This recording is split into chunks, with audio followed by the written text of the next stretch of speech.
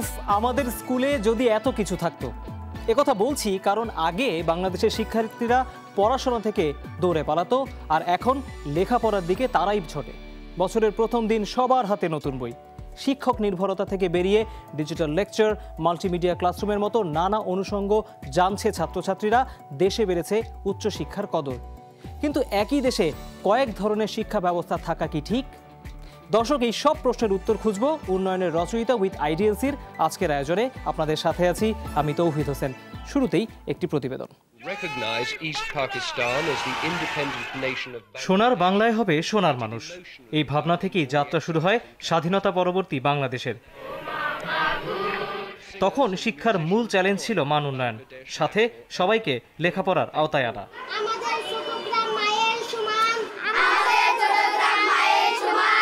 পরের কয়েক দশকে বাংলাদেশের শিক্ষায় অর্জনের পাল্লাই ভারী। এখন প্রাথমিক ও মাধ্যমিক দুই স্তরেই ছেলেমেয়ের সমতা অর্জন হয়েছে।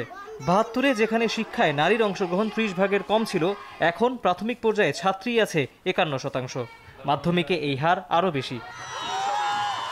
বছরের প্রথম দিনই পাঠ্যপুস্তক পাচ্ছে শিক্ষার্থীরা, যদিও এর মাঝেই শিক্ষায় বাংলা মিডিয়াম, ইংলিশ মিডিয়াম আর মাদ্রাসার বিভাজন টেনেছে বাংলাদেশ। সর্বস্তরে বিত্তহীন থেকে শুরু করে বিত্তশালী সবার কাছে শিক্ষার চাহিদা তৈরি হয়ে গেছে। এটি একটি বিশাল অর্জন। অংশগ্রহণ বেড়েছে পেশাগত শিক্ষায়। চিকিৎসা বিজ্ঞান তো বটেই, উচ্চশিক্ষার অন্যান্য স্তরেও বাংলাদেশিদের দাপট বাড়ছে। দেশের গণ্ডি পেরিয়ে বিশ্বের নামি দামি বিশ্ববিদ্যালয়ে নাম উঠছে বাঙালির। কিন্তু মুদ্রার উল্টো পিঠে খরচের ভয়ে উচ্চশিক্ষার ধারে কাছে যেতে পারে না নিম্নবিত্তরা। দক্ষিণ এশিয়ায় অন্যান্য দেশের তুলনায় বাড়েনি শিক্ষা খাতের বাজেট বরাদ্দ। উচ্চশিক্ষার আগে যাওয়ার আগে একজন শিক্ষার্থীকে 4টি পাবলিক পরীক্ষা দিতে হয়। পৃথিবীর কোনো দেশে এত বেশি পরীক্ষা নির্ভরতা নেই। পরীক্ষা নির্ভর সনদ সর্বস্ব শিক্ষা ব্যবস্থার কাছে যখন আমরা জিম্মি হয়ে গেছি, তখন আমাদের শিক্ষার্থীরা কিন্তু ধারাবাহিক মূল্যায়ন এর সুযোগ পাচ্ছে না। বৈশিষ্ট্য বহন করে তারাই চলে। করোনাকালে ডিজিটাল এডুকেশনে বিপ্লব দেখেছে বাংলাদেশ। স্মার্ট ডিভাইসের ব্যবহার নিয়ে বিতর্ক থাকলেও এর সুবাদে চলমান ছিল সিলেবাসের গতি। কিন্তু শিক্ষকদের মান নিয়ে প্রশ্ন আছে। বেতন ও পদমর্যাদার জন্য অনেক সময় তাদের নামতে হয়েছে মাঠেও। তিনি যখন অন্য কোথাও কোনো নিয়োগ প্রাপ্ত হন না, তখন তিনি শিক্ষকতা পেশাকে বেছে নেন। সৃজনশীল পদ্ধতিতে লেখাপড়া করাতে গিয়ে শিক্ষকদের অনেক প্রশিক্ষণ দেয়া হয়েছে, কিন্তু তারা সেই প্রশিক্ষণটি শ্রেণীকক্ষে সেইভাবে ব্যবহারও করতে পারেন না অনেক সময়। স্বাধীনতার 50 বছরে প্রত্যয়, শিক্ষা খাতের চ্যালেঞ্জ সামাল দিতে হবে। আর তা না হলে অধরা থেকে যাবে উন্নয়নশীল বাংলাদেশে জ্ঞানভিত্তিক সমাজ গঠনের লক্ষ্য।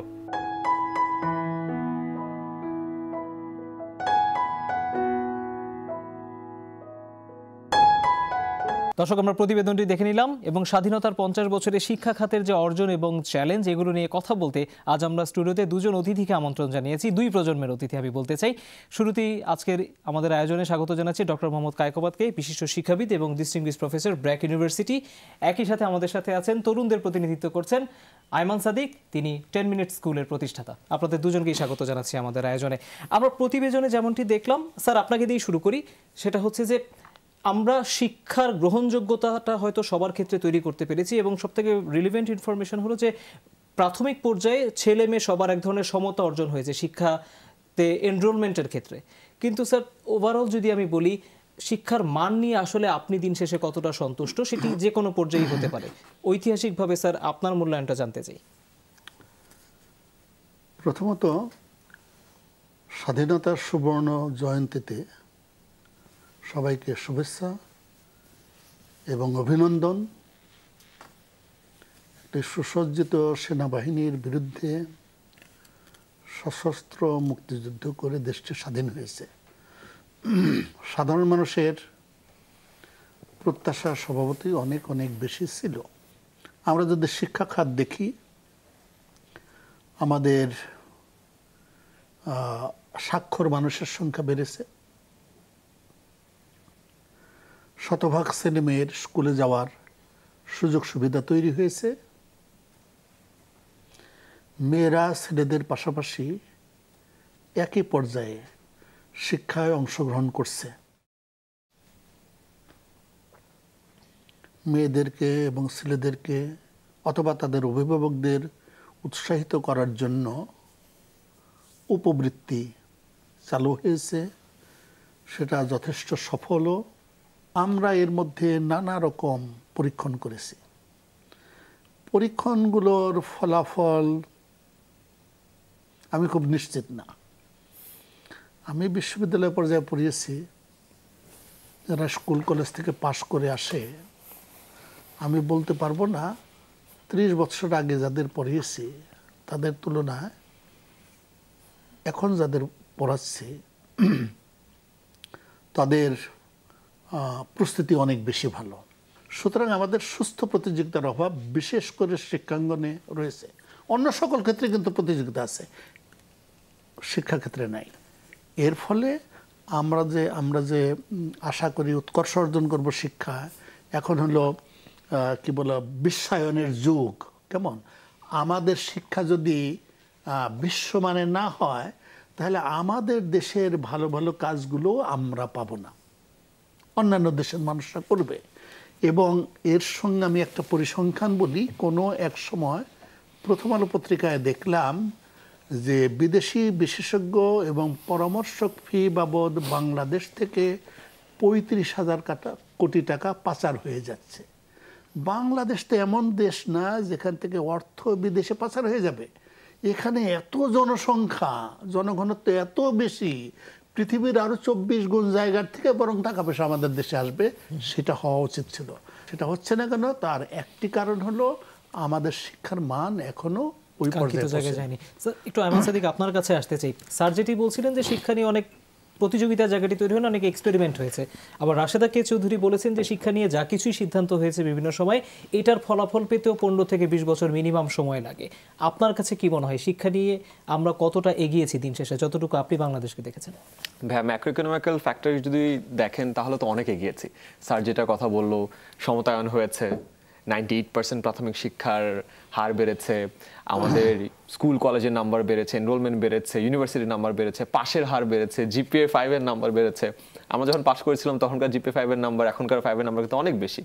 ম্যাক্রো ইকোনমিক্যাল ফ্যাক্টর দিয়ে যদি যাচাই করেন তাহলে তো সবগুলোর দিকেই প্রবৃদ্ধির দিকে।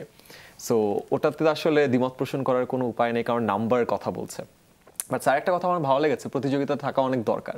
আমি যেমন বলি, আমি ইউনিভার্সিটিতে যখন ভর্তি হই আমি একটা জিনিস খেয়াল করলাম, আমার কলেজের টিচারদের মধ্যে একটা প্রতিযোগিতা ছিল।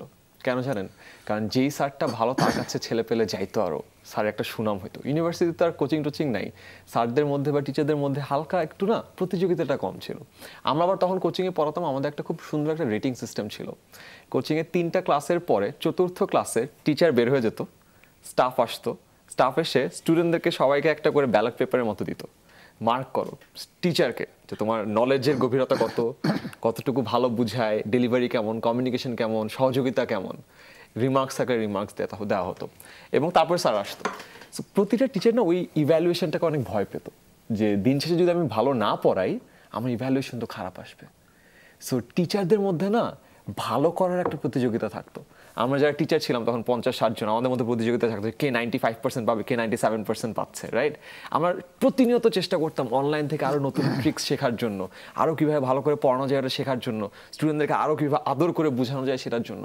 ওই প্রতিযোগিতাটা যেখানে থাকবে না সেখানে কিন্তু আসলে আমরা পিছিয়ে যাবো। তো আমি স্যারের সাথে এই জায়গাটা একমত, ইউনিভার্সিটির র্যাঙ্কিংগুলো যদি না থাকে ইউনিভার্সিটিগুলোর মধ্যে একটা ওই স্পিরিটটা পাওয়া যাবে না, টিচারদের মধ্যে ওই স্পিরিটটা পাওয়া যাবে না। বিকজ খামখেয়াল, আমি নিজে পাবলিক বিশ্ববিদ্যালয়ে পড়েছি, কিন্তু আমি একটা কথা এখন সবাইকেই বলি যে পাবলিক বিশ্ববিদ্যালয়গুলো যেই রেটে আগানো উচিত সেই রেটে আগাচ্ছে না, প্রাইভেটগুলো তার থেকে অনেক ফাস্টার আগাচ্ছে। কারণ সেখানে তাদের জবাবদিহিতার একটা জায়গা আছে, ওখানে রেটিং সিস্টেম আছে, মূল্যায়নের জায়গা আছে। পাবলিক বিশ্ববিদ্যালয়গুলোতে না থাকার কারণে কিন্তু আমরা পিছিয়ে পড়ছি। এবং স্যার যেগুলোর কথা বললো, বিশ্বের অন্যান্য দেশে যদি আপনি বিশ্ববিদ্যালয়গুলো দেখেন, পাবলিক বিশ্ববিদ্যালয়গুলো কিন্তু টপে থাকে না, প্রাইভেটগুলো কিন্তু টপে থাকে। আমাদের দেশে এটা উল্টো। আর এটা কি মানসিকতার জন্য উল্টো নাকি আসলেও মানের দিকে উপরে আছি সেটা আগে সময় বলে দিবে, কিন্তু এই যে এইসব কঠিন সময় যখন আসছে, যেখানে অনলাইনে পড়াশোনা হচ্ছে, দেশ অনেক তাড়াতাড়ি আগাচ্ছে, শিক্ষা ব্যবস্থা খুব দ্রুত চেঞ্জ হয়ে যাচ্ছে, খুব দ্রুত সাবজেক্ট চেঞ্জ করা লাগছে, আগে যে সাবজেক্ট ছিল ওই কারিকুলাম এখন আর প্রযোজ্য না, এইসব জায়গায় আমার কাছে মনে হচ্ছে প্রাইভেট ইউনিভার্সিটি আরও বেটার করছে।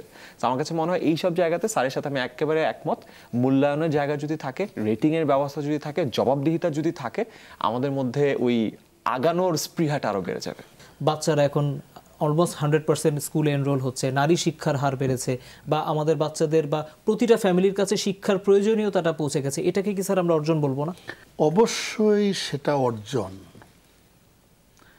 কিন্তু আমরা যদি আবার দেখি আমাদের এই ছেলেমেয়েদেরকে বিভিন্ন দেশের ছেলেমেয়েদের সঙ্গে একই প্রতিযোগিতায় যখন দাঁড় করাই, আমরা লক্ষ্য করি আমাদের শিক্ষা ব্যবস্থা ততটা ভালো নয়। আমরা নানাভাবে এই শিক্ষা ব্যবস্থার সমালোচনা করি, আমাদের ছেলেমেয়েদেরকে যখন নাকি কোনো চ্যালেঞ্জের মোকাবিলা করা হয়, ওরা কিভাবে যেন সেটা উতরে যায়। আমি বলছি না যে পৃথিবীর 8তম বৃহত্তম দেশ থেকে আমাদের পারফরমেন্স এই লেভেলে হওয়া উচিত, পারফরমেন্স তো আরও অনেক ভালো হওয়ার কথা। ইরানের ছেলেমেয়েরা প্রতি বৎসরই গণিত olympiad, informatics olympiad, physics olympiad, chemistry অলিম্পিয়াডে স্বর্ণপদক পাচ্ছে। আমরা তো সংবিধানে একটা স্বর্ণপদক পেয়ে আমরা মহাখুশি। আমরা ওদের ধারে পাশে নাই, ইরানের ধারে পাশে নেই, এটা হলো সত্য কথা। বুলগেরিয়া একটা ছোট্ট দেশ, 7 মিলিয়ন জনসংখ্যা। আমাদের ঢাকা শহরে 3টা বুলগেরিয়া ঢুকানো যাবে, ওরাও সোনা পাচ্ছে প্রচুর, আমরা তো ওই পর্যায়ে পাচ্ছি না। আমাদের শিক্ষা ব্যবস্থার মান নিয়ে সমূহ শঙ্কা রয়েছে। আমরা শুধুমাত্র 1972 সালে বঙ্গবন্ধুর আমলে যে উনি বাজেট করেছিলেন, সেই বাজেটে শিক্ষার জন্য বরাদ্দ রেখেছিলেন জিডিপির 4%। তারপরে কিন্তু আমরা এত বরাদ্দ রাখি না। ওটা হলো যুদ্ধ বিধ্বস্ত একটি দেশে পুনর্নির্মাণের অনেক কাজ ছিল, ওই দুর্দিনে উনি 4% বরাদ্দ রেখেছিলেন। তারপর আমরা কখনো 4%-এর ধারে পাশে বরাদ্দ রাখতে পারি নাই। যদিও প্রতি বৎসর বাজেটের পর আমরা বলি শিক্ষায় সর্বোচ্চ বরাদ্দ, কিন্তু সেটা কিন্তু 2%। আমাদের বুঝতে হবে যে এই ছোট্ট দেশে, ভৌগোলিকভাবে ছোট্ট দেশে একমাত্র উদ্বৃত্ত হলো মানুষ। সেই মানুষকে যদি আমরা জ্ঞান দক্ষতা দিয়ে তাদেরকে মানব সম্পদে রূপান্তর করতে পারি, মূল্য সংযোজন করতে পারি, তাহলে আমরা সমৃদ্ধ দেশ। আমাদের দেশে অনেক সোনা নাই যে সেখানে আমরা মূল্য সংযোজন করব। আমাদের দেশে এত গ্যাস নাই যেখানে মূল্য সংযোজন করব। মূল্য সংযোজন করার চমৎকার জায়গা হলো এই মানব সম্পদ, মানুষ।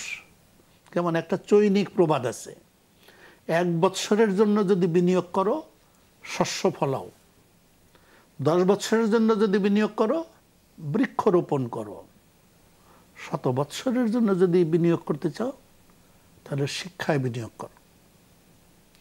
আমাদের দেশে একটা আপ্তবাক্য আছে, শিক্ষাই জাতির মেরুদণ্ড। এই কথাটি বলেই শিক্ষা আমাদের যা দায়িত্ব সেটা আমরা পালন করে ফেলি। আমাদের সবসময় লক্ষ্য করা উচিত 1970 সালে আমরা অন্যান্য দেশের সাপেক্ষে কোথায় ছিলাম, 80 সালে কোথায়, 90 সালে কোথায়, 2000-এ কোথায়, 2010-এ কোথায়, 2010-20-এ কোথায়। তাহলে আমরা বুঝতে পারবো অন্যান্য দেশের সাপেক্ষে আমাদের অগ্রযাত্রার মান কী পরিমাণ। নিঃসন্দেহে আমরা একটি বিরতি নিচ্ছি, বিরতির পর ফিরে এসে আমরা আবারও বাংলাদেশের এডুকেশনের যে নতুন ডাইমেনশন তৈরি হয়েছে সেটি নিয়ে একটু আলোচনা করতে চাই। দর্শক, উন্নয়নের রচয়িতা উইথ আইডিয়ালসের আয়োজন চলছে, বাংলাদেশের শিক্ষা খাতের অর্জন এবং চ্যালেঞ্জ নিয়ে আলোচনা চলছে। বিরতির পর খুব দ্রুত ফিরবো, আমাদের সাথেই থাকুন।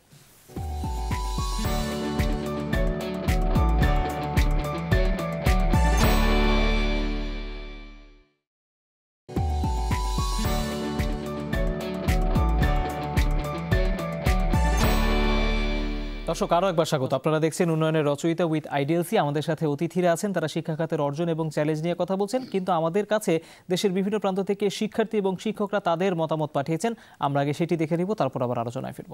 ডিজিটালাইজেশনের ফলে শিক্ষার্থীরা শিখতে পারছে, খুব সহজেই রিসোর্স গুলো, পড়াশোনার বিভিন্ন ম্যাটেরিয়ালস গুলো পেয়ে যাচ্ছে এবং তাদের পড়াশোনার স্টাইলটি বা পড়াশোনার ধরন যেটি সেই জায়গাগুলো সহজ হয়ে যাচ্ছে।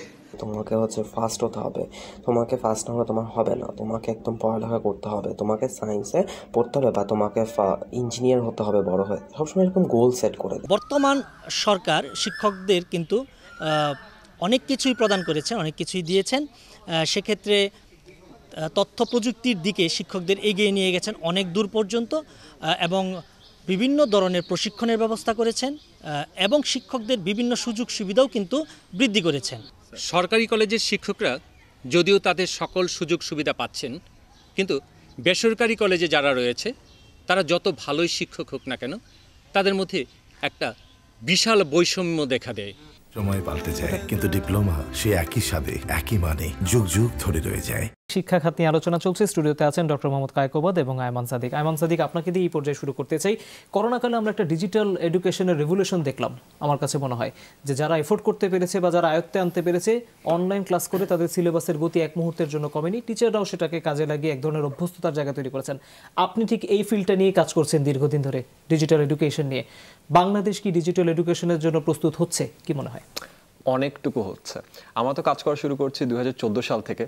আমরা হাঁটি হাঁটি পা পা করে এখন প্যান্ডেমিকের আগের অবস্থা যদি বলি, আমরা প্রতিদিন প্রায় 5 থেকে 7 লক্ষ স্টুডেন্ট পড়াতাম। এখন দেখা যাচ্ছে সেই নাম্বারটা বেড়ে 20 থেকে 25 লক্ষ স্টুডেন্টে গেছে। বা তাও স্টুডেন্টের সংখ্যা যদি বলি 4.5 কোটি, 20 থেকে 25 লক্ষ কিন্তু এখনও খুবই কম একটা অংশ। এটার কিছু এগেন বড় কিছু কারণ আছে। একটা হলো ইন্টারনেট থাকা, 2 নম্বর হলো স্মার্টফোন থাকা, 3 নম্বর হলো ইন্টারনেটের ক্রয় ক্ষমতাটা। সো কয়েকটা ম্যাক্রোইকোনমিক্যাল ফ্যাক্টর আছে যেটার উপর আবার আমাদের হাত নাই। কিন্তু ভালো দিক হলো, খুবই মজার ব্যাপার, আপনি খেয়াল করেছেন কিনা, প্রচুর স্কুল কলেজ, শুধুমাত্র ঢাকা না, ঢাকার বাইরের টিচাররাও যে যেভাবে পেরেছে তাদের হাতের মোবাইলটা দিয়ে ক্লাসগুলো নেওয়া শুরু করেছে। এবং বাংলাদেশে এই জিনিসটার খুব অভাব ছিল, ভালো শিক্ষক কম ছিল। ভালো শিক্ষকের সান্নিধ্য পাওয়াটা একটা খুবই রেয়ার জিনিস ছিল। আমি যে স্কুল কলেজগুলো পড়েছি সেগুলো তাও মানের দিক থেকে ভালো থাকলেও দেখা যায় 2-1টা স্যারের কথা খুব ভালো মনে আছে, সবার পড়াটা অতটা ভালো লাগতো না। কিন্তু দেখবেন যে বিভিন্ন জায়গায়, বিভিন্ন গ্রামেও দেখবেন খুব ভালো গণিতের শিক্ষক আছে। তারা যখন এই ভিডিওগুলো করে অনলাইনে আপলোড করছে, তাদের ক্লাসগুলো কিন্তু শত শত হাজার না লাখ লাখ মানুষ দেখছে এবং এটার ফলে কিন্তু একটা খুব ইন্টারেস্টিং রেভলিউশন তৈরি হচ্ছে। সো এগেন আমরা প্রতিযোগিতার কথা বলছিলাম, এটার মধ্যে একটা সুস্থ প্রতিযোগিতা তৈরি হচ্ছে। আরে ওই স্যারের ভিডিও এতজন মানুষ দেখছে, আমারটা কেন দেখছে না? তার মানে ওই স্যারটা তো অনেক ভালো পড়াচ্ছে। আগে একটা ছিল টিচাররাও কিন্তু একটা গণ্ডির মধ্যে থাকে, সবাই একটা গণ্ডির মধ্যে থাকে, টিচাররাও কিন্তু তাদের স্কুলের গণ্ডিতে থাকে। টিচাররা যখন আরেক জায়গার এক টিচার এত ভালো ক্লাস দেখছে, সে অবাক হয়ে যাচ্ছে। আরেক জায়গার এক ম্যাডামের এত সুন্দর একটা প্রেজেন্টেশন দেখছে, সে অবাক হয়ে যাচ্ছে। সেও কিন্তু তার গণ্ডির প্রতিযোগিতাটাকে একটু বড় স্কেলে দেখছে, সেটা একটা খুব ভালো দিক হচ্ছে।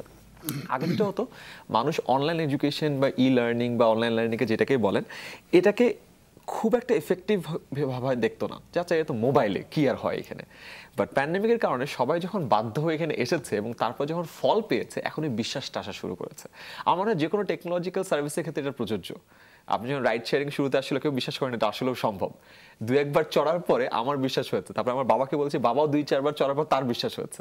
তো আগে যেটা হচ্ছে স্টুডেন্টরা জানতো, এখন প্যারেন্টসদের মধ্যে ওই বিশ্বাসটা বা আস্থার জায়গাটা তৈরি হয়েছে যে না, অনলাইনেও পড়াশোনাটা সম্ভব। আর এটার ফলে সব থেকে বেশি যে ভালো কাজটা সেটা হচ্ছে ভালো টিচাররা সবার কাছে পৌঁছে গেছে। এখন সম্ভব যে বাংলাদেশের বেস্ট পদার্থবিজ্ঞান যে টিচারটা আছে তাকে দিয়ে সারা বাংলাদেশকে পড়ানো সম্ভব, যে বেস্ট ইংলিশ টিচারটা আছে তাকে দিয়ে সারা বাংলাদেশ পড়ানো পসিবল। সো কোয়ালিটি এডুকেশন বা কোয়ালিটি যে রিসোর্স আছে, এটা সবার কাছে পৌঁছে দেওয়াটা অনেক সুবিধা হয়েছে। আপনার কাছে আমি সামনে পেয়েছি, এই প্রশ্নটা আপনি করতে চাই। আপনি নিশ্চয়ই কোনো একটা ভাবনা থেকে 10 মিনিট স্কুল চালু করেছিলেন, সেই ভাবনাটা কি ছিল? খুবই সহজ। আমি কোচিংয়ে পড়াতাম, বলছিলাম। সো কোচিংয়ে খুব পপুলার টিচারদের মধ্যে একজন ছিলাম। আশেপাশে ব্যাচ থেকে স্টুডেন্টরা আসতো, আমাকে একটা বড় রুম দিত পড়ানোর জন্য। 3টা ক্লাস ফ্রিতে পড়তে পারতো, 4র্থ ক্লাসে ফুল পেমেন্ট দিতে হতো। সো স্টুডেন্টদের সাথে যেহেতু একটু ফ্রেন্ডলি ছিলাম, পেমেন্ট যখন দিতে আসতো অনেকেই পেমেন্ট দিতে পারতো না, তখন স্টুডেন্টরা ক্লাসে শেষে আমার কাছে আসতো, জামান ভাইয়া মাত্র 7,000 টাকা দিয়ে বাবা ঢাকায় পাঠিয়েছে, কোচিংয়ের ফি 13,000 টাকা। আমি সেই 11 সালের কথা বলছি, কি করব? স্টুডেন্টদের প্রতি কিন্তু একটা মায়া হয়ে যায়। সো তখন চাইতাম হেল্প করতে পারতাম, আমি চাইলে তো ওদেরকে 50% ডিসকাউন্টে ভর্তি করতে পারছি না। তো তখন মনে হলো যে শুধুমাত্র এরা না, এর মধ্যে প্রচুর লোকজন আছে যাদেরকে হয়তো বাবা মা ঢাকায় পাঠাতেও পারেনি, এবং তখন চিন্তা করে দেখলাম বাংলাদেশে দুইটা মূল বাধা আছে। একটা হলো অর্থনৈতিক বাধা, যেটার কারণে আমরা প্রপার এডুকেশন অ্যাক্সেস করতে পারছি না। একটা হলো ভৌগোলিক বাধা, আপনি যাই কিছু করতে চান ঢাকায় আসতে হবে, একটা কোচিং করতে চান ঢাকায় আসতে হবে, বিদেশ যেতে চান ঢাকায় আসতে হবে। তখন মনে হলো আমি যে ক্লাসে পড়াচ্ছি এটা যদি মোবাইলে রেকর্ড করে আপলোড করে দিই ইউটিউবে, তাহলে কারো তো ঢাকায় আসা লাগছে না, কারো টাকাও দেওয়া লাগছে না। তো সেই ছিল ভাবনা 2012 সালের। তো তখন চিন্তা ছিল, তখন খান একাডেমি দেখতাম, হার্ভার্ডের কোর্সগুলো ফলো করতাম, MIT কোর্সগুলো ফলো করতাম। সো তখন থেকে আগ্রহ ছিল, আচ্ছা এরকম তো আমরাও করতে পারি। তো তখন ছোট্ট ভাবনা যে ফ্রিতে ভিডিওগুলো আপলোড করব, ওই তো তখন থেকে আস্তে আস্তে আজকে 10 মিনিট স্কুল। স্যার, আয়মান সাদিকদের যে অভিজ্ঞতা, তার মানে কি বাংলাদেশে মানসম্মত শিক্ষা ব্যয়বহুল এবং অঞ্চল ভিত্তিক হয়ে গিয়েছে? দুর্ভাগ্যজনকভাবে সবাইকে একই ফুটিংয়ে আনা যাবে না। আমরা শুধু আন্তরিকভাবে চেষ্টা করতে পারি। যখনই একটা নতুন প্রযুক্তি দেশে আসে, সাথে সাথে কিন্তু বৈষম্যের তৈরি হয়। যেমন টিভি টেকনোলজি আসলো, বৈষম্য হলো না? যাদের টিভি আছে তারা ওটা দেখতে পারছে, যাদের নেই তারা দেখতে পারছে না। আমরা যেমন গণিত অলিম্পিয়াড যখন করি, রাজশাহীতে যখন করি, প্রত্যন্ত গ্রামাঞ্চলের একটা ছেলে বৈষম্যের শিকার হয়, সে এত দূর আসতে পারে না। এগুলো কিন্তু থাকবেই, এটা আমাদের মনে রাখতে হবে। এই বৈষম্য কীভাবে আমরা দূর করতে পারি। আমরা যদি বলতাম যে প্রত্যেকটা ছেলে মেয়ে যদি অনলাইনে পড়ালেখা পাঠদানের সুযোগ গ্রহণ করতে না পারে, তাহলে আমরা এটা করব না। তাহলে কি হতো? কোনো ছেলে মেয়েই পড়ালেখা শিখতে পারতো না। তা আমাদের দেখতে হবে, আমাদের দেশকে অগ্রগতির পথে নিয়ে যাওয়ার জন্য আমাদের তো লাগবে। যতজন পারলো তারা অংশগ্রহণ করলো, যতজন পারলো না তাদের বিকল্প পদ্ধতি তাদের জন্য আমাদের খুঁজতে হবে। যদিও আমরা জানি কখনো সবাইকে সমতালে আনতে পারবো না, কখনো সম্ভব না। এটা আমাদের চেষ্টা থাকবে, নিরন্তর চেষ্টা থাকবে। যাদের সুযোগ সুবিধা কম থাকবে তারা দৃঢ় প্রতিজ্ঞ হবে। নজরুল কি খুব ভালো সুযোগ সুবিধা পেয়েছিল? কবি কাজী নজরুল ইসলাম, তার ছোটবেলাটা দেখি আমরা কীরকম ছোটবেলা নিয়ে সে বড় হয়েছে। সুতরাং মানে এটা হলো তাত্ত্বিক কথা, সবাইকে সমান সুযোগ সুবিধা দেব, কখনো এটা পারবো না। পারতে হলে প্রত্যেক গ্রামে গ্রামে গণিত অলিম্পিয়াড করতে হবে, হুইচ ইজ ইম্পসিবল। আমরা আসলে সেটা করতে পারবো না। আয়মান সাদিক, আপনার কাছে কি মনে হয় যে ধরেন আমরা তো এখন বছরের প্রথম দিনই পাঠ্যপুস্তক দিয়ে দিচ্ছি, এখন আপনারা ডিজিটাল এডুকেশন নিয়ে কাজ করছেন, এটার এক ধরনের ভ্যারিয়েশন এসেছে পড়াশোনা সিলেবাসে বা কারিকুলামে, যেটাই বলি না কেন, ছেলেমেয়েরাও এখন এক ধরনের ইন্টারঅ্যাক্টিভ প্রসেসে পড়াশোনাটা শিখছে। এই ক্ষেত্রে আসলে ইনভেস্ট করার জন্য গভর্নমেন্টের নীতি সহায়তা বদলানো উচিত কিনা? আমি একটু স্পেসিফিক্যালি বলি, সবাইকে বইয়ের বদলে এখন স্মার্ট ডিভাইস দেওয়া জরুরি কিনা প্রত্যন্ত অঞ্চল পর্যন্ত? এখনো না। তার কারণ হলো স্মার্ট ডিভাইস যদি দেন, স্মার্ট ডিভাইসের সাথে অনেক কিছু আছে। স্মার্ট ডিভাইস চার্জ করার ইলেকট্রিসিটি কে দিবে? সব জায়গায় তো হয়তো ওই সুযোগ সুবিধাটা নাই। স্মার্ট বই একটা দিচ্ছেন, বই একটা কিছু হলে আরেকটা ফটোকপি করতে পারে। একটা ডিভাইস যদি নষ্ট হয় তখন কি করবে? সো শুধুমাত্র কিন্তু ডিভাইস না, ডিভাইসের সাথে অনেক কিছু জড়িত। কিন্তু ডিভাইস চার্জ দেয়া, ডিভাইসের কন্টেন্ট আপ করা, ডিভাইসের সাথে ইন্টারনেটকে কানেক্ট করা। কারণ ডিভাইসের সাথে যদি ইন্টারনেটকে কানেক্ট না করেন, ডিভাইস কিন্তু জাস্ট আ ব্রিক, কিছুই নাই কিন্তু ওখানে। কিছু মানে একটা কম্পিউটার অন করলেন আপনি, ওই যে যেটা হয় মাইক্রোসফট পেইন্টে আঁকাকি করা ছাড়া কিছু নাই, যদি না ইন্টারনেটের সাথে কানেক্টেড থাকে। তো আমার মনে হয় এখনও ওই সময়টা আসে নাই, বাংলাদেশ এখনও রেডি না। আপনি যদি বাইরের দেশটা দেখেন, ইন্ডিয়াতেও এটা করা হয়েছে। ইন্ডিয়াতে খুব বড় যে একটা এরকম এডটেক প্ল্যাটফর্ম আছে, এডুকেশন টেকনোলজি কোম্পানি, তারাও করছে। বাট সেটাও কিন্তু তাদের ওভারঅল যে ইউজার বেস আছে তার খুবই ছোট্ট একটা শতাংশ। সো আমার মনে হয় এখনও সেই সময়টা আসে নাই, কিন্তু আস্তে আস্তে টেকনোলজিক্যাল অ্যাডভান্সমেন্টের কারণে অনেক মজার কিছু হচ্ছে। এই জিনিসটা নিয়ে আমি অনেক ইন্টারেস্টেড। যেমন আগে যেমন পরীক্ষা পদ্ধতি ছিল, এখন অনলাইনে কিন্তু অনেক ধরনের মজার পরীক্ষা পদ্ধতি তৈরি করা যায়। কেমিস্ট্রির রিয়াকশনগুলো সবগুলো দিয়ে রাখছেন, একটার সাথে একটা মিলাচ্ছেন, আপনি দেখছেন যে কী হচ্ছে। আগে যেটা ল্যাবরেটরিতে যে ট্রাই করা লাগতো, বাট আমি আমার 2 বছর ল্যাবরেটরিতে কখনো টিচারের সহায়তা ছাড়া এমনি কোনো কিছু মিশে দেখতে পারিনি, কিন্তু এখন কিন্তু এটা দেখা যাচ্ছে। পদার্থবিজ্ঞান প্রাসের গতিপথ আপনি সেট করে দিচ্ছেন যে এটা আপনি দেখছেন প্রাস কীভাবে যাচ্ছে, প্রজেক্টারে যাচ্ছে, ডিরেক্টলি চেক করতে পারছেন।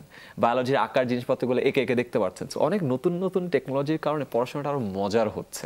আমি এই জিনিসটা নিয়ে আরও অনেক আশাবাদী যে সামনের দিনগুলোতে মানুষজন, যেমন আপনি যেটা বলেছিলেন, মানুষজন পরীক্ষা দেয়, মানে পড়াশোনা করে কিন্তু পরীক্ষা দেওয়ার জন্য, শেখার জন্য না, পরীক্ষা কেন্দ্রিক পড়াশোনা হয়। এখন পরীক্ষা কেন্দ্রিক পড়াশোনা হওয়ার যেটার ফলাফলটা হয়, খুব শুরুতেই বাচ্চাদের মধ্যে থেকে কিউরিওসিটিটা চলে যায়, মানে আগ্রহ বা শেখার একটা থাকে না, কৌতূহলটা, ওইটা থাকে না। আমার কাছে মনে হচ্ছে টেকনোলজির আবির্ভাবের কারণে বা এখানে আসার কারণে অনেক নতুনত্ব আসবে, মজা আসবে, আমার মনে হয় কিউরিওসিটিটা আসবে। আর কিউরিওসিটিটা চলে আসলে এখন যেটা হয়েছে, অ্যাক্সেস টু ইনফরমেশন অনেক সহজ। আগে কিন্তু পড়াশোনার জন্য আপনাকে শুধু চীন দেশে যাওয়া লাগতো, স্কুল কলেজ ছাড়া পড়াশোনা পাওয়া যেত না, দামি দামি বই কেনা লাগতো। এখন আপনি গুগল করলে ফ্রিতে সবকিছু পেয়ে যাচ্ছেন। সো আপনি যদি জাস্ট ওই কৌতূহলটা আরেকবার স্টুডেন্টদের মধ্যে দিয়ে দিতে পারেন, আমার বাকিরা তারা নিজেরাই করে ফেলতে পারবে। আমাদের যে কারিকুলাম, শিক্ষা ব্যবস্থা, সাবজেক্টগুলো যেগুলো বাচ্চারা পড়ছে বা উচ্চশিক্ষায় যারা পড়াশোনা করছে, এগুলোতে কি একটু পরিবর্তন দরকার না? আমরা যেহেতু এখন বিশ্বের গতির সাথে তাল মেলাচ্ছি। পরিবর্তন তো আবশ্যকই। আসলে যেখানেই আমরা মূল্যায়নের পদ্ধতি রাখব, সেখানেই কিন্তু ছাত্রছাত্রীরা চেষ্টা করবে কত কম পরিশ্রমে সবচেয়ে ভালো করা যায়। এটা তাদের দোষ দেওয়া যাবে না, সবাই এই চেষ্টাটা করবে। ফুটবল খেলোয়াড়রা করে না, একজনকে ধরে রাখে অন্যায়ভাবে, তাই না? তার একটা লক্ষ্য থাকে। আমরা যারা প্রশ্নপত্র প্রণয়ন করি তাদেরকে অনেক বেশি চৌকস হতে হবে, যাতে করে প্রশ্নপত্রের উত্তর করতে হলে তাকে শিখতেই হয়, প্রশ্নের উত্তর করে যাতে সে আনন্দও পায়। কারিকুলার পরিবর্তন অবশ্যই হওয়া উচিত। তবে আমি হয়তো আমার বয়সের কারণে হইতে পারে, শিক্ষা কারিকুলাম ঘন ঘন পরিবর্তন আমি পছন্দ করি না। শিক্ষা হলো সারা জীবনের জন্য। 2015 সালে 2020 সালে আলাদা হবে না। আমরা অনেক দিন ধরে গবেষণা করব, 30 বছর পর একটা পরিবর্তন ঘটাবো। আমরা যদি দেশের মানুষকে অস্থিতিশীল করে ফেলি, বাচ্চাদেরকে পরীক্ষার পদ্ধতি কি, বিষয় কি, পাঠ্যপুস্তকে প্রচুর ভুল, যত বারবার আমরা পাঠ্যপুস্তক ছাপাবো তত বেশি বারবার ভুল হবে। আমি যখন স্কুলে পড়তাম তখন তো মুদ্রণ শিল্পের এত শনৈ শনৈ উন্নতি ছিল না, অনেক কঠিন ছিল। যে পাঠ্যপুস্তক সেটাকে প্রিন্ট করা অনেক কঠিন ছিল। তখন তো আমার বইতে খুব একটা ভুল পেতাম না। আর এখন মুদ্রণ শিল্পের শনৈ শনৈ উন্নতি, মানে ভুল ছাড়া পৃষ্ঠা নাই, তাহলে তো হবে না। বাচ্চাদের মধ্যে বিশ্বাসটা, আস্থাটা কিভাবে আসবে সমাজের প্রতি? সে দেখছে বইয়ের এক পৃষ্ঠায় এক কথা লেখা, আর এক পৃষ্ঠায় আর এক কথা লেখা। আমার মনে ঘন ঘন পরিবর্তন করা কোনো মতেই বাঞ্ছনীয় না। নিঃসন্দেহে স্যার, আমরা একটি বিরতি নিচ্ছি। এমন সাদিক, আমরা একটি বিরতির পর আবার আপনার কাছে ফিরবো। তখন এসে আমরা বাংলাদেশের শিক্ষকদের অবস্থা নিয়ে কিছুটা আলোকপাত করার চেষ্টা করবো। দর্শক, আপনারা দেখছেন উন্নয়নের রচয়িতা উইথ আইডিএলসি। শিক্ষা খাতের আলোচনা নিয়ে খুব দ্রুত ফিরবো, আমাদের সাথে থাকুন।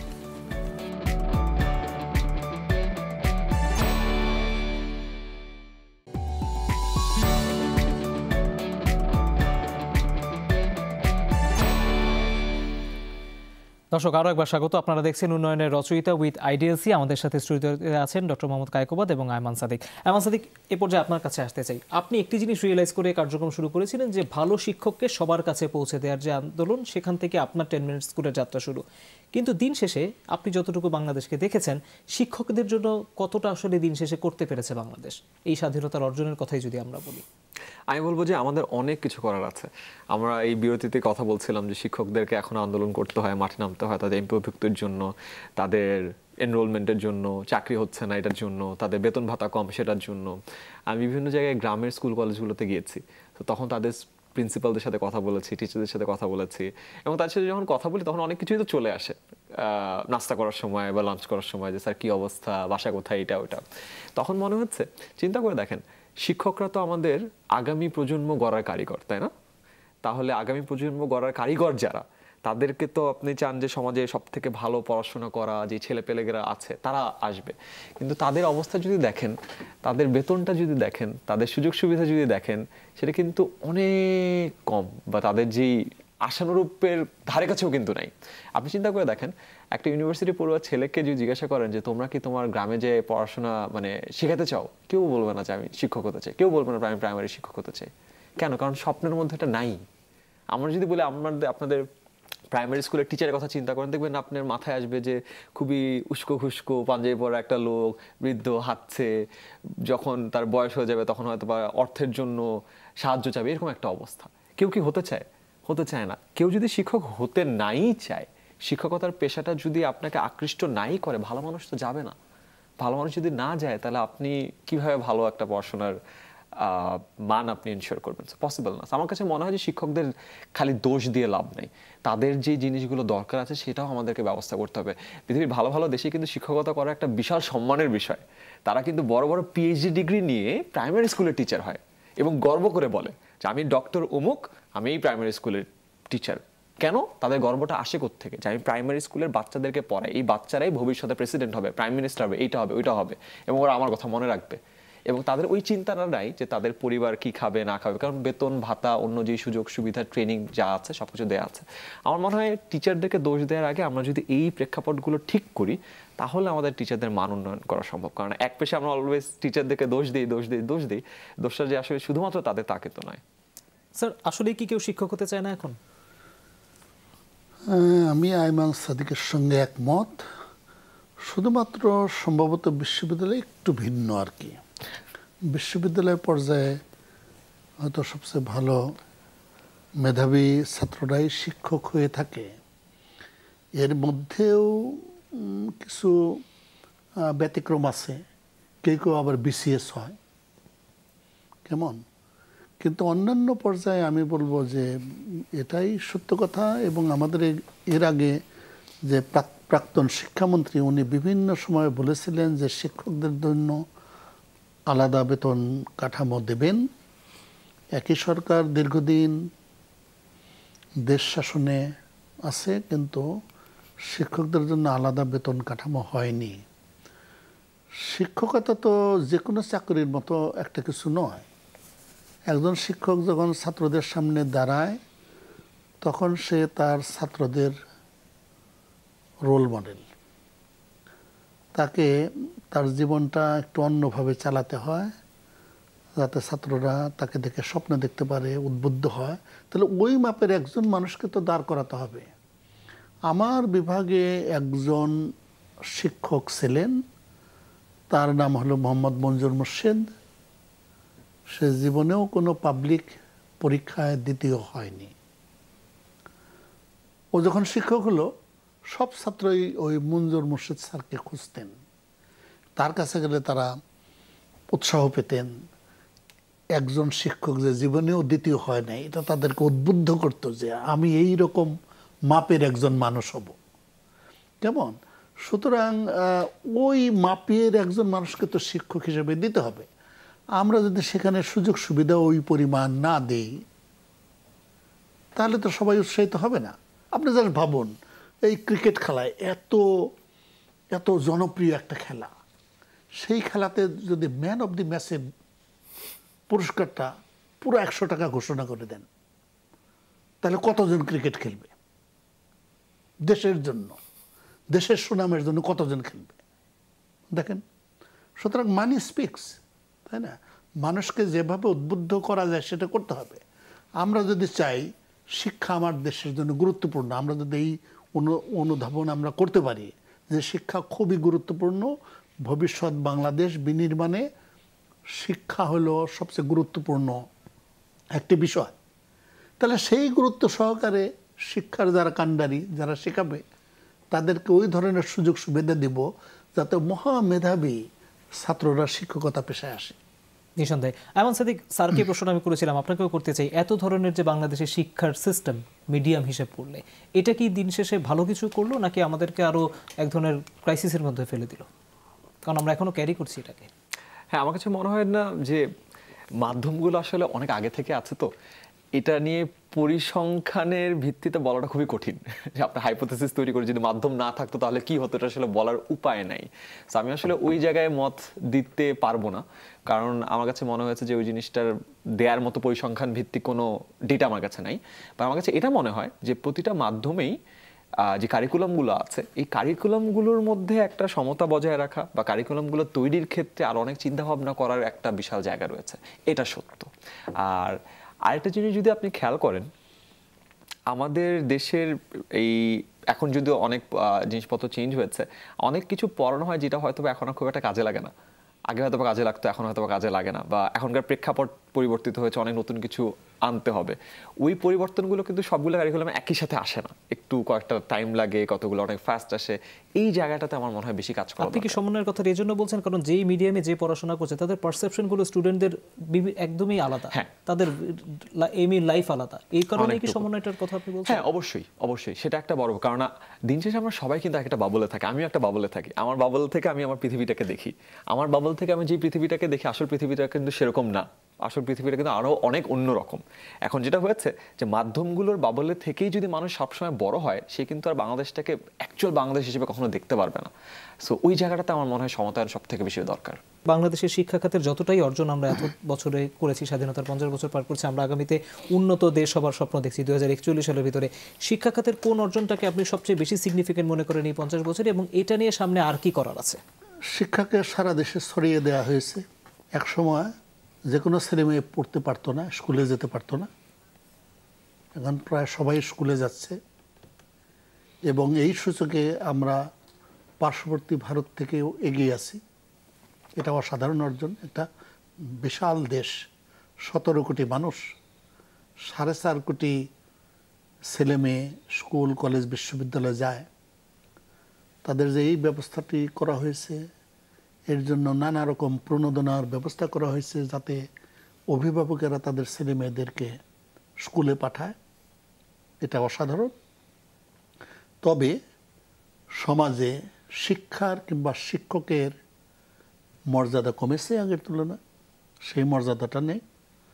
আমি যখন আমার প্রাথমিক বিদ্যালয়ের শিক্ষকের কাছে গ্রামের সবাই পরামর্শ নিতে আসতো, স্যার ভালো পরামর্শ দিবেন।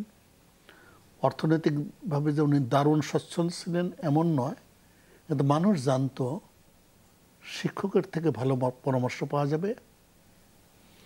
এখন সেরকমটি নাই, শিক্ষকদের মর্যাদা কমেছে। এটাকে বাড়াতে হবে, বুঝতে পারতে হবে, বিশেষ করে বাংলাদেশের জন্য যার ভবিষ্যৎ নির্ভর করছে আমরা আমাদের জনগণকে মানব সম্পদে রূপান্তর করতে পারছি কিনা তার উপর। আমরা যদি রূপান্তর করতে না পারি তাহলে কিন্তু আমাদের ভবিষ্যৎ এরকম উজ্জ্বল হবে না যেরকম ভাবছি। ভবিষ্যৎ উজ্জ্বল হওয়ার একমাত্র উপায় হলো আমরা যাতে আমাদের জনগোষ্ঠীকে মানব সম্পদে রূপান্তর করতে পারি, এবং তার চাবিকাঠি হলো শিক্ষা। সুতরাং শিক্ষকের মর্যাদা কিন্তু সেই রকম হতে হবে, তার সুযোগ সুবিধা ওই রকম নিশ্চিত করতে হবে যাতে মেধাবী ভালো মানের স্নাতকেরা শিক্ষকতা পেশায় আসে। নিঃসন্দেহে। আইমান সাদিক, আমরা একেবারে অনুষ্ঠানের শেষ পর্যায়ে ক্লোজিং রিমার্ক, বাংলাদেশের নতুন প্রজন্মের শিক্ষার্থী এবং শিক্ষকদের জন্য আর কি করার আছে? শিক্ষার্থীদের একটা কথাই বলবো যে স্টপ কমপ্লেনিং, স্টার্ট ফিক্সিং। এখন তাদের কমপ্লেন করা কিছু না, কারণ সবকিছু তারা হাতের নাগালে পাচ্ছে। এই প্রজন্ম কিন্তু জন্মই হয়েছে হলো মোবাইল ডিভাইসের আমলে। তাদের কাছে কিন্তু মোবাইল ডিভাইস নতুন কিছু নয়। আমি কিছুদিন আগে একটা বাচ্চাকে দেখছিলাম, ও কথা বলতে পারে না, কিন্তু ও ইউটিউবে ঢুকার পরে ভিডিও অন করলো, আবার বাঁকা এলো, সে এটাও বুঝে যে বাঁকা এলে বড় হয়, আবার নিচ থেকে উপরে আনলো অপশন, তারপর আবার সরাইলো। সে কি বুঝলো জানি না, বাট সে আবার ভিডিও চেঞ্জও করলো। সে কিন্তু এই জামানায় জন্ম হয়েছে, তাই তাদের জন্য কিন্তু অ্যাক্সেস টু ইনফরমেশন অনেক সহজ হয়ে গেছে। আগে বিদেশে যাওয়া লাগতো, এখন হার্ভার্ড, MIT, অক্সফোর্ড, কেমব্রিজে ক্লাস করার জন্য বিদেশে যাওয়া লাগে না, সব ক্লাস দেয়া আছে। ইনফ্যাক্ট ওদের বেস্ট টিচারের ক্লাসগুলো দেওয়া আছে। তাই আমি এখন যদি বলবো যে প্যান্ডেমিকের কারণে স্কুল কলেজ বন্ধ, তো কি হয়েছে?